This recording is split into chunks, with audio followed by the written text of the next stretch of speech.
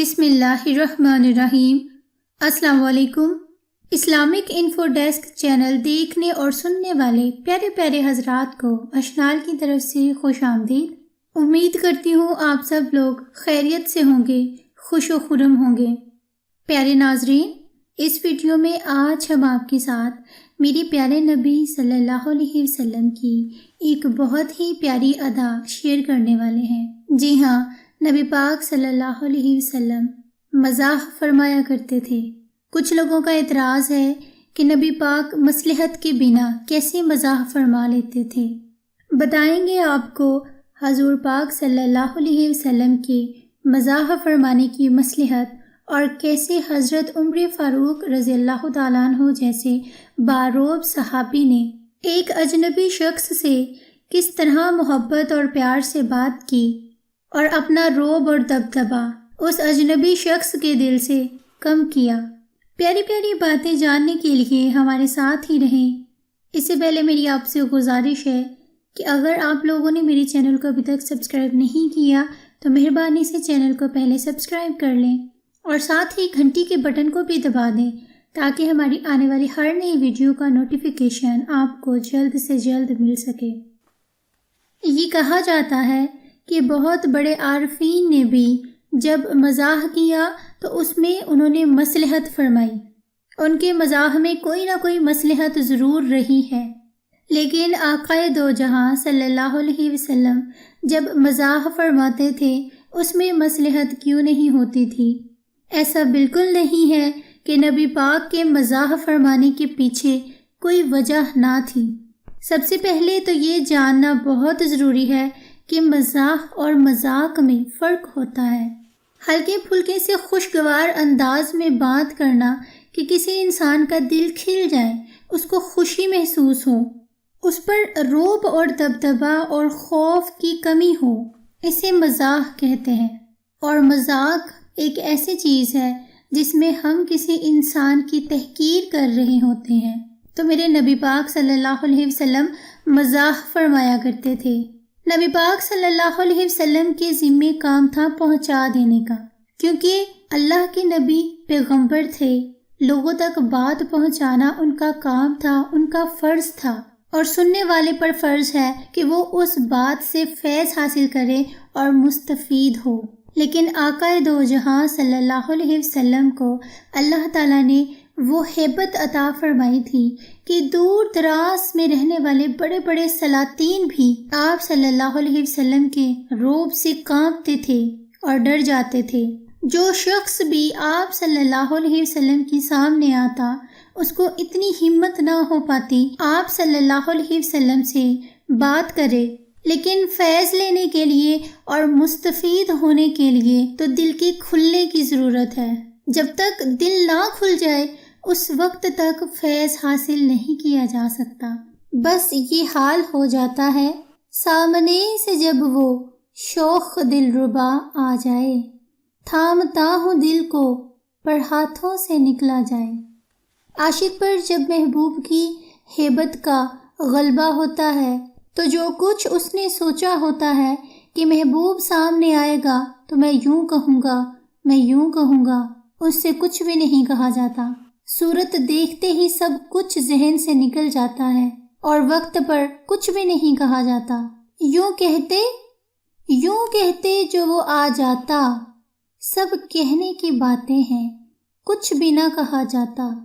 بس یہی وجہ تھی کہ حضرت محمد صلی اللہ علیہ وسلم صحابہ کرام رضی اللہ تعالیٰ عنہم اجمعین کے ساتھ گاہے بگاہے مزاح فرما لیا کرتے تھے تاکہ ان کے دل کھلے رہیں اور ان پر رعب اور دبدبا کم ہو سکے اور اچھے سے مستفید ہو سکیں اور فیض حاصل کر سکیں۔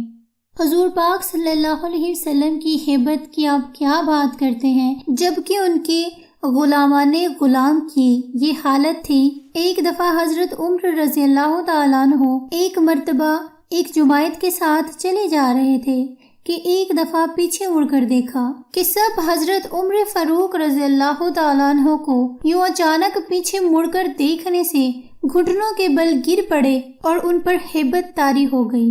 حالانکہ یہ وہ حضرات تھے جو حضرت عمر رضی اللہ تعالیٰ عنہ کے پیر بھائی تھے ان کے مرید نہ تھے، اور پیر بھائیوں میں تو ایک قسم کی مساوات ہوتی ہے، مگر ان پر پھر بھی آپ کا اس قدر رعب تھا۔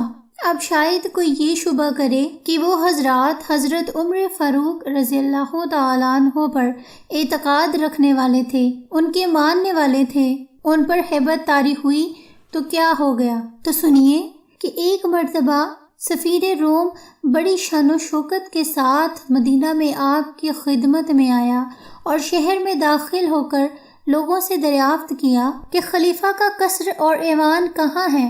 لوگوں نے کہا کہ عمر رضی اللہ تعالیٰ عنہ کے لیے نہ قصر ہے نہ ایوان ہے، بس اس کا دل ہی قصر اور ایوان ہے۔ اس سفیر کو یہ سن کر بہت حیرت ہوئی کہ وہ خلیفہ جس کے نام سے سلاطین کانپتے ہیں، اس کے نہ محل ہے نہ قصر ہے، یہ کیا معاملہ ہے؟ پھر اس نے پوچھا کہ آخر وہ کہاں بیٹھا کرتے ہیں؟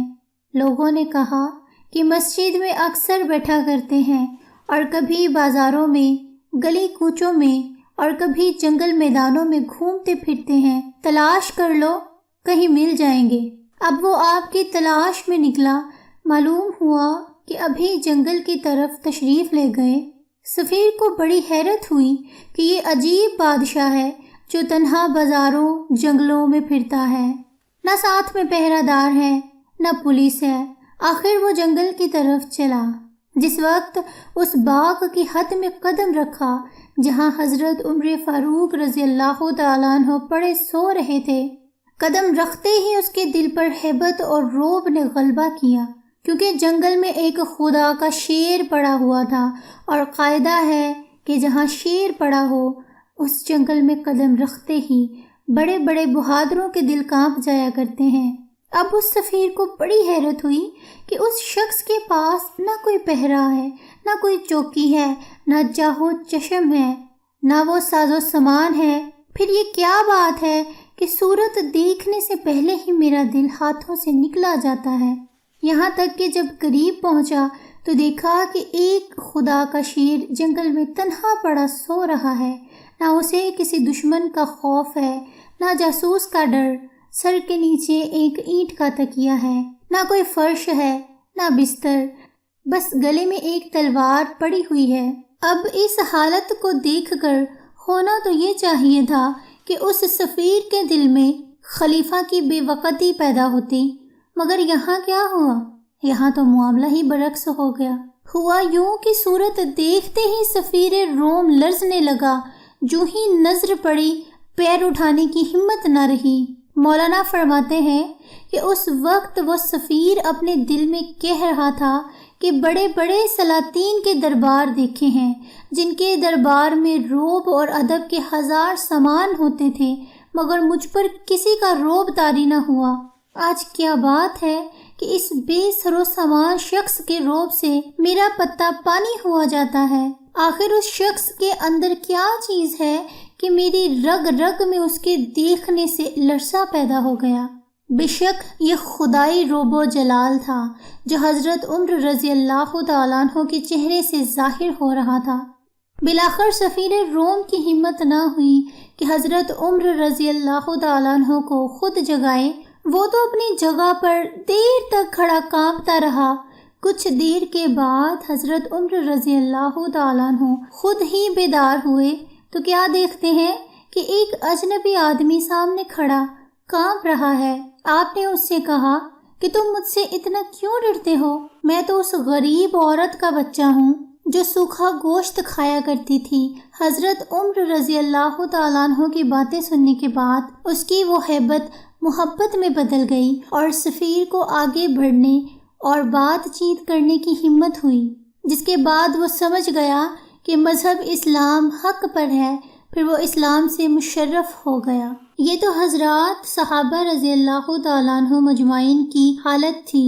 ہم نے اپنے بزرگوں کو دیکھا ہے کہ خدا تعالیٰ نے ان کو ایسا رعب عطا فرمایا ہے کہ بڑے بڑے لوگوں کو ان سے بات کرنے کی ہمت نہ ہوتی تھی۔ تو ذرا سوچئے اللہ کے نبی صلی اللہ علیہ وسلم کی ہیبت کتنی ہوگی، اور آپ یہ بات بھی بخوبی سمجھ گئے ہوں گے کہ نبی پاک صلی اللہ علیہ وسلم مزاح کیوں فرمایا کرتے تھے اور اس میں کیا مصلحت تھی۔ مصلحت یہی تھی کہ ہیبت محبت میں بدل جائے اور بات کا مدعا سمجھ آ جائے اور سننے والا بات سے مستفید ہو سکے اور فیض حاصل کر سکے۔